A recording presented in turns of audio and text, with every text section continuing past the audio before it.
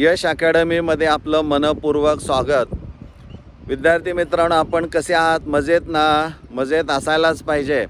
यापूर्वीचा एक व्हिडिओ मी निसर्गामध्ये येऊन शूट केलेला आहे, तो तुम्हाला खूप आवडलेला आहे आणि मलाही निसर्गाशी नातं जोडायला फार आवडतं आणि त्यामुळं हा दुसरा व्हिडिओ पुन्हा एकदा मी निसर्गाच्या सानिध्यामध्ये येऊन मी शूट करत आहे। आणि या आजच्या व्हिडिओमध्ये फक्त multiple choice questions MST CET या परीक्षेची आपण तयारी करत आहात। या परीक्षेमध्ये मल्टिपल चॉईस क्वेश्चन्सच्या अनुषंगानं फक्त त्याची डेप्थ काय असणार आहे, त्या प्रश्नांच्यामध्ये कशा पद्धतीनं डिफिकल्टी लेवल ही आपल्याला पाहायला मिळते, या अनुषंगानं मी आज आपल्याशी चर्चा करणार आहे। हा परिसर जर पाहिला तर अतिशय सुंदर हिरवागार असा आपल्याला पाहायला मिळतोय आणि त्यामुळं आपलं मनही त्या पद्धतीनं प्रसन्न ठेवणं, परीक्षा होऊ दे किंवा त्यानंतरही आपलं मन हे प्रसन्न या निसर्गासारखं असणं अपेक्षित असणारं आहे। आपण सुरू करतोय मल्टिपल चॉईस क्वेश्चन्स। MCQ साधारणतः MCQच्या अगोदर एक गोष्ट तुम्हाला क्लिअर करतो की MST CET या परीक्षेसाठी 3 पेपर्स असणारे आहेत। पेपर 1 मध्ये मॅथमॅटिक्स असणार आहे आणि 50 MCQ असतील आणि प्रत्येकी 2 गुण त्यासाठी असणारे आहेत, म्हणजे 100 मार्क झाले। 90 मिनिटाचा कालावधी असेल। Paper 2 consist of physics and chemistry, प्रत्येकी 50, 1 ते 50 फिजिक्सचे असतील आणि 51 ते 100 हे केमिस्ट्रीचे असणारे आहेत। प्रत्येकी एक मार्क असणार आहे आणि 90 मिनिटाचा कालावधी असणार आहे। त्यानंतर पुढं आपण बायोलॉजी पेपर 3 असणार आहे, त्यामध्ये बॉटनी आणि झूलॉजी इच 50 मार्क्स असणारे आहेत किंवा 50 क्वेश्चन्स असणार आहेत। टोटल 100 मार्काचा तो पेपर असणार आहे। 90 मिनिट्स ड्युरेशन त्याचं असणारं आहे। This is the question paper. Examination pattern आपण म्हणू या पद्धतीचा असणारा आहे। जर वेळापत्रकामध्ये जर तुम्ही पाहिलं, म्हणजे साधारणतः टेंटेटिव्ह आणि एक्झामिनेशन कशा पद्धतीनं असणार आहे ते दिलेलं आहे। त्यामध्ये जर आपण पाहिलं तर सुरुवातीला PCM ग्रुप असणार आहे, त्यानंतर PCB असणार आहे। म्हणजे तुम्हाला जर PCMB ग्रुप ठेवला असेल तर विद्यार्थी मित्रांनो, तुम्हाला दोन्हीही ग्रुपचं रजिस्ट्रेशन स्वतंत्रपणे करावं लागणारं आहे। म्हणजे PCM पण परीक्षा द्यावी लागेल आणि PCBची पण तुम्हाला परीक्षा द्यावी लागणारी आहे, आपण लक्षात ठेवणं गरजेचं आहे।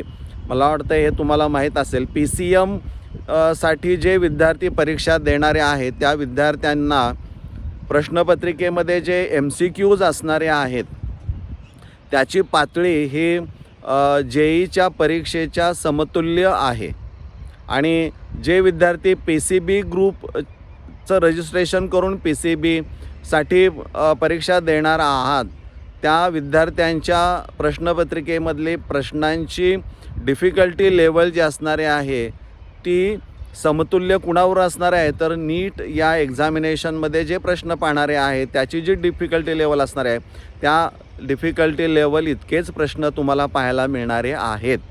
आता फक्त केमिस्ट्रीचा विचार करूया। यामध्ये 50 गुण असणार आहेत, 10 अधिक 40, 10 MCQ 10 मार्क, 40 MCQ 40 मार्क्स, 11वी आणि 12वीचं साधारणतः डिस्ट्रीब्युशन असणारं आहे, हे तुम्हाला माहीत पाहिजे। या 50मध्ये डिफिकल्टी लेवल ऑफ क्वेश्चन्सचे 3 पार्ट्स पडतात। एक इझी असेल, दुसरा ॲव्हरेज असेल आणि तिसरा डिफिकल्ट असणार आहे।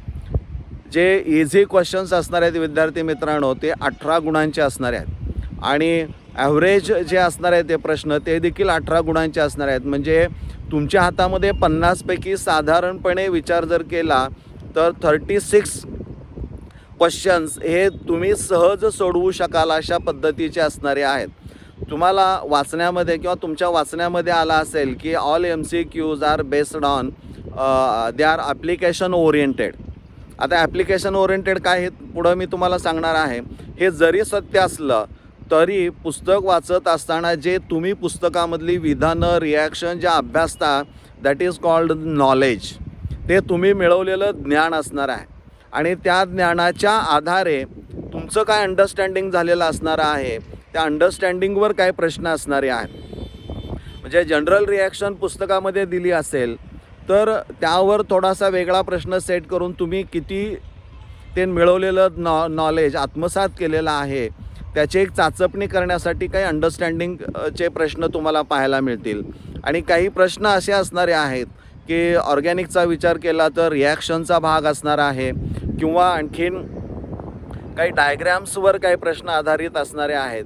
They are called skilled or application based. म्हणजे या पद्धतीचे प्रश्न 3 पार्ट्स, नॉलेज असेल, अंडरस्टँडिंग असेल, ॲप्लिकेशन प्लस स्किल, या पद्धतीनं त्यामध्ये पुन्हा वर्गीकरण केलं जातं. हे कितीही खरं असलं तरी साधारणतः रेड्युस्ड सिलेबस जो 25% 11वी आणि 12वीचा सिलेबस जो कमी केलेला आहे तो पार्ट सोडून येणाऱ्या प्रश्नपत्रिकेमध्ये किंवा परीक्षेमध्ये त्यावर कोणताही प्रश्न तुम्हाला विचारलेला पाहायला मिळणार नाही याची खात्री किंवा याची काळजी निश्चितच MST CET सेलनं घेतलेली आपणाला पाहायला मिळते. आणि तसं त्यांनी जे सर्क्युलर दिलेलं आहे त्यामध्ये तो उल्लेख केलेला आहे. तो पार्ट एक्सक्लूड केलेला आहे जो नॉन इव्हॅल्युएटिव्ह असणारा आहे. म्हणजे ही गोष्ट आपण लक्षात ठेवणं गरजेचं असणार आहे. पुन्हा एकदा सांगतो, या परीक्षेमध्ये no negative marking for wrong answer. म्हणजे चुकीचं तुम्ही जर तिथं उत्तर दिलं गेलं असेल आणि ते उत्तर चुकलं असेल तर त्याला निगेटिव्ह मार्किंग नाही आहे. हे एक समाधानाची बाब या परीक्षेमध्ये असणारी आहे आणि त्यामुळं निश्चितच तुम्हाला त्याचा बेनिफिट होणारा आहे. विद्यार्थी मित्रांनो, एक MCQ आपण विचारात घेऊया. कोऑर्डिनेशन कंपाऊंडचा अभ्यास तुमचा निश्चित झालेला असणार आहे. त्यावरचा प्रश्न डिफिकल्टी लेवल कशी बदलते याचं एक उदाहरण तुम्हाला मी सांगतो आहे. एक MCQ असा आहे की बाबा दी ऑक्सिडेशन स्टेट आपण म्हणूया किंवा coordination number of so and so complexes. त्यामध्ये समजा असं दिलं आहे कॉम्प्लेक्स, तुम्ही डोळ्यासमोर ते कॉम्प्लेक्स आणा. स्क्वेअर ब्रॅकेट ज्याला आपण स्क्वेअर ब्रॅकेट आपण म्हणूया, त्याच्यामध्ये प्लॅटिनम आहे, त्याला जोडून Br2 लिहिला आहे, त्याला जोडून ब्रॅकेटमध्ये NH3 4th टाईम असणार आहे आणि ब्रॅकेटच्या बाहेर Br2 परत असणार आहे. असे एक तुम्हाला कोऑर्डिनेशन कॉम्प्लेक्स दिलं आहे आणि त्याने म्हटलेलं आहे की the oxidation state of platinum in this complex is, किंवा what is the coordination of platinum in this complex. हे तुम्ही सहज कॅल्क्युलेट कराल. तुम्हाला इथं कॅल्क्युलेशन करत असताना तुम्हाला कुठेही फारशी अडचण येताना दिसणार नाही आहे. पण इथं समजा एखादं असं स्ट्रक्चर दिलं की तेच आपण विचारत घेऊया. स्क्वेअर ब्रॅकेटमध्ये प्लॅटिनम आहे, त्याला जोडून ब्रॅकेटमध्ये NH3 6th टाईम दिलेला आहे आणि स्क्वेअर ब्रॅकेटच्या बाहेर जो काउंटर आयन आपण म्हणतो तिथं Cl4 म्हटलेला आहे. आणि असं ज्यावेळी असेल त्यावेळेस प्रश्न जर असा विचारला की the total number of covalent bonds, बघा, the total number of covalent bonds in given complex is or are. म्हणजे तुमच्या लक्षामध्ये पण येणार नाही की आपण यामध्ये जो मेटल आयन जो असणार आहे आणि लिगँड्स यामध्ये जे बॉन्डिंग असणार आहे ते बॉन्डिंग तुम्हाला माहीत आहे कशा पद्धतीचं आहे. पण पेपर सेटर या पद्धतीनं विचार करतो की त्यामध्ये आणखीन सखोल जाऊन त्याकडं बघण्याचा दृष्टिकोन बदलतो. म्हणजे तुम्ही पण त्या स्ट्रक्चरकडं पाहता, पेपर सेटर पण त्या स्ट्रक्चरकडं पाहतो, दोघंही ते स्ट्रक्चर समान दिसतंय, फक्त बघण्याची त्यांची जी टेंडन्सी असणार आहे ती बदलते आणि मग त्यामध्ये जे दिसतंय परंतु अदृश्य आहे असं शोधून काढून त्यावर प्रश्न सेट केला होता विद्यार्थी मित्रांनो. आणि मग तिथं प्रश्न सेट केला गेला की the number of covalent bonds in the given complex is or are. आणि मग हे जर कॉम्प्लेक्स तुम्हाला दिलं असेल तर तुम्हाला शोधावं लागतं की असं कोणतं, अशी किती कोव्हॅलंट बॉन्ड्स आहेत. कारण कोव्हॅलंट बॉन्ड असं विचारलं तर तुमच्या मनामध्ये अनेक शंका येऊ शकतात की हे नेमकं कसं असणार आहे. तर यासाठी तुमचा तो डिटेल अभ्यास असणं अपेक्षित असणार आहे. त्यामध्ये NH3 जो दिलेला आहे तो नायट्रोजन आणि हायड्रोजन यांच्यामध्ये सिंगल बॉन्ड असणार आहे आणि एकूण तिथं एक molecule, if you consider 1 mole of ammonia there are 3 NH single bonds और कोव्हॅलंट बॉन्ड. आणि मग एकूण बेरीज तुम्हाला करावं लागेल किती लिगँडची संख्या असणार आहे त्यावरनं ते शोध घेऊन तुम्हाला ती संख्या काउंट करावी लागेल. म्हणजे डिफिकल्टी लेवल 1 मार्काचा प्रश्न 4 मार्काला किंवा 4 मार्काचाही प्रश्न 1 मार्काला कन्वर्ट केला जाऊ शकतो. कालच एक व्हिडिओ मी रिलीज केलेला आहे, त्यामध्ये एक प्रश्न आहे 1 व्हिडिओ, यश अकॅडमीच्या माध्यमातून 1 व्हिडिओ 1 क्वेश्चन 1 व्हिडिओ या पद्धतीनं मी तुमच्याशी थेट दररोज भेटत आहे. त्यामध्ये विचारलेला प्रश्न असा आहे की which one of the gas has highest standard enthalpy of combustion. त्याची चर्चा मी कालच्या व्हिडिओमध्ये केलेला आहे, तो निश्चित तुम्ही पाहिला तर तुमच्या लक्षामध्ये येईल की पुन्हा एकदा तिथं सांगतो आहे की खूप छान प्रश्न विचारलेला आहे की ज्यामध्ये विद्यार्थ्याचं खऱ्या अर्थानं नॉलेज हे टेस्ट केलेलं आपल्याला पाहायला मिळतं. ते करत असताना पेपर सेटर तुमच्या समोर ते देताना खूप चांगल्या पद्धतीनं देतो. तुम्हाला असं वाटतं की याचं उत्तर खूप सोपं आहे, पण तितकंसं ते सोपं असत नाही, कारण तुम्हाला विचार करण्यासाठी प्रवृत्त केलं जातं.